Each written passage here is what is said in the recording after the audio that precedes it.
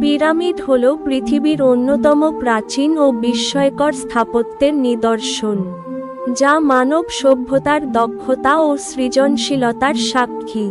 মিশরের পিরামিডগুলো বিশ্বের সবচেয়ে বিখ্যাত।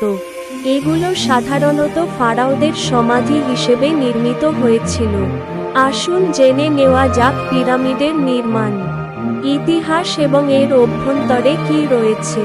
পিরামিড কি দিয়ে বানানো হয়? পিরামিড নির্মাণে সাধারণত চুনা পাথর, গ্রানাইট এবং বালি ব্যবহার করা হয়। গিজার গ্রেট পিরামিডের মতো কিছু পিরামিডে বিশাল আকৃতির চুনাপাথরের ব্লক ব্যবহার করা হয়েছে, যেগুলোর ওজন কয়েক টন পর্যন্ত হতে পারে। পাথরগুলো মজবুতভাবে সংযুক্ত করে নির্ভুল গঠন তৈরি করা হয়, যা আজও টিকে রয়েছে।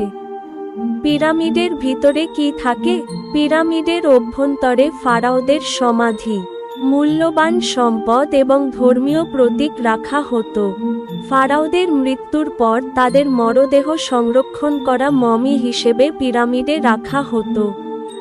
এছাড়া দেওয়ালে খোদাই করা থাকে প্রাচীন মিশরের ধর্মীয় রীতি ও ফারাওদের জীবনের বিবরণ। কিছু পিরামিডে গুপ্ত কক্ষ ও সরু পথ রয়েছে, যা দস্যুদের হাত থেকে ধন সম্পদ রক্ষা করার জন্য তৈরি করা হয়েছিল। পিরামিড কত বছরের পুরনো? মিশরের প্রাচীন পিরামিডগুলো প্রায় 4500 বছর আগে। গিজার গ্রেট পিরামিড, যা ফারাও খুফুর জন্য নির্মিত হয়েছিল, এটি খ্রিস্টপূর্ব 2560 সালে তৈরি বলে ধারণা করা হয়। এটি প্রাচীন বিশ্বের সপ্তম আশ্চর্যের একটি এবং একমাত্র আজও টিকে থাকা স্থাপনা। কেন পিরামিড বানানো হয়েছিল? পিরামিড মূলত ফারাওদের সমাধি হিসেবে তৈরি করা হতো। মিশরীয়দের বিশ্বাস ছিল, মৃত্যুর পর ফারাওরা দেবতা হয়ে ওঠেন এবং তাদের আত্মার জন্য একটি চিরস্থায়ী আশ্রয়ের প্রয়োজন।